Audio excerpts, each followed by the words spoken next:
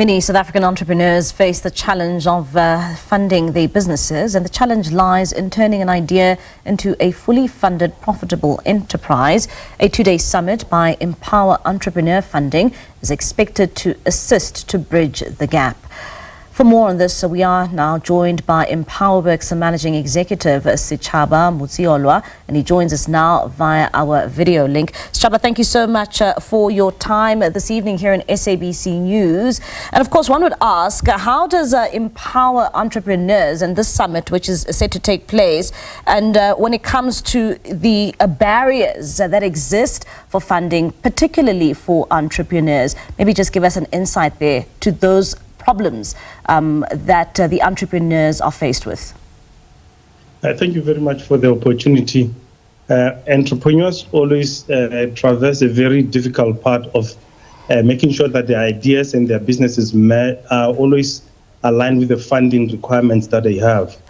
And you find that people don't necessarily know what is the right financial solution that they require. Sometimes it's not just a loan, sometimes the grant, or sometimes you want investors to actually come into your business to be able to give it the necessary leverage. And with this upcoming summit, which is set to take place later this month, how does this differ from traditional ways of funding entrepreneurs?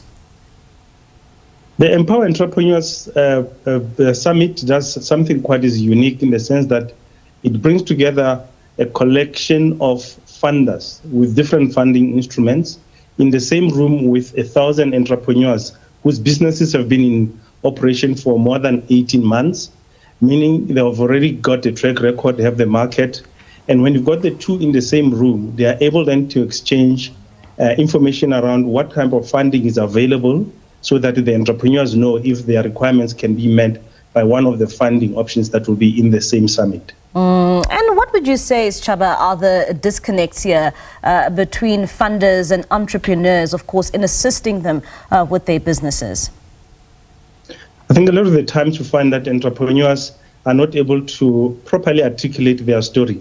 They can tell you about the business, but they fail sometimes to tell you the why their business. Some funders do want to know that they are not just backing a business, they're also backing somebody who has a passion for that particular business. The second thing that usually happens is because we don't necessarily know the numbers in our businesses, we end up pitching too low sometimes for the funding that is actually required, or too high. And in the end, you find that the two entities don't meet each other, where the funders think you don't know your story, and sometimes they're right, but sometimes just that you don't have the ability to articulate it better. And how then can entrepreneurs, better pitch for, to invite more investors to invest in their businesses? I think a couple of things are quite important there. The first one is preparation. How do you prepare your story or your pitch so that it actually talks to what the potential funders can fund? If, for example, you've got funders that are in the fintech or health tech or clean tech or agri-tech, surely your story then needs to align to those funders so that you are speaking to the right people.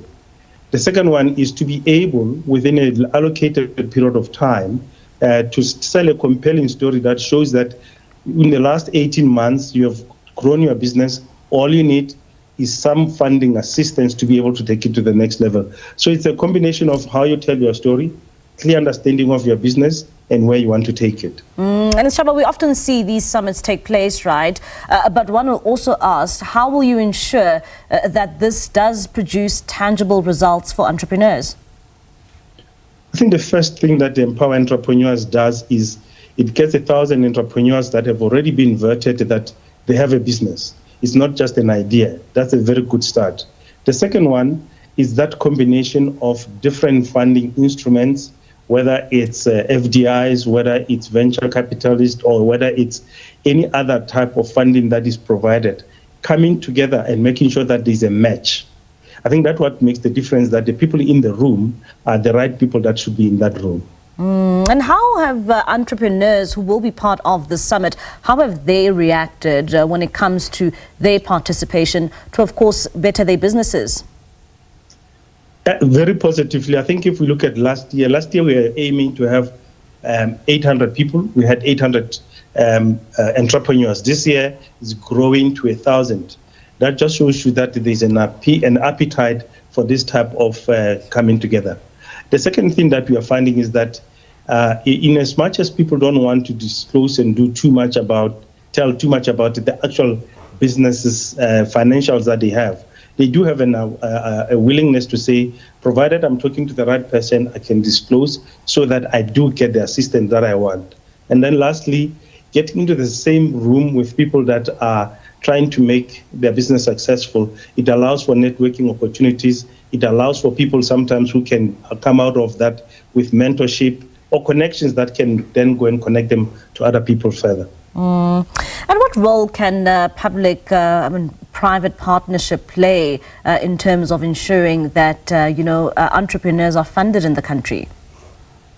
I think the first one is appreciating that entrepreneurs are playing a critical role in a country that needs growth desperately, in a country that has got high unemployment, particularly amongst young people and as well as women in particular. If we are to solve the problems of the country, we need to get the economy going.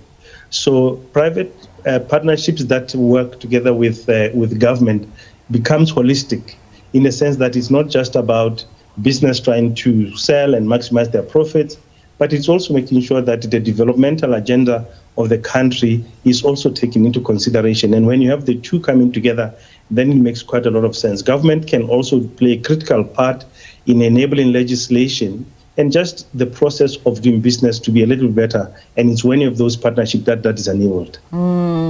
And what advice can you give to some entrepreneurs, particularly in townships, because we see this growing economy in our townships, and who feel as if, they're often left out when it comes to formal funding mechanisms in the country? I think the first thing is to take the investment of both their time and monetary to attend the summit so that they have the conversation at the right level. Sometimes when you confine it to, say, township economy, you sometimes even restrict the market that you are talking to. We operate in a global context, in a global environment, where those entrepreneurs can actually find that their products can actually reach much, much bigger markets. You can only do that if you get exposure.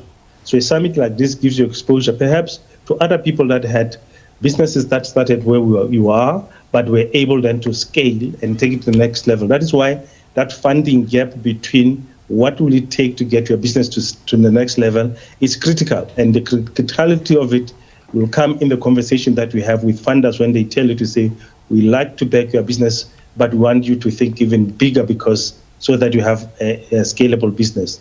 The other thing that I want to warn against, I guess, is when people are thinking they want assistance, they need to articulate exactly what that assistance is, not to fund the inefficiencies in their business. And that can only come through if you understand your business and your numbers.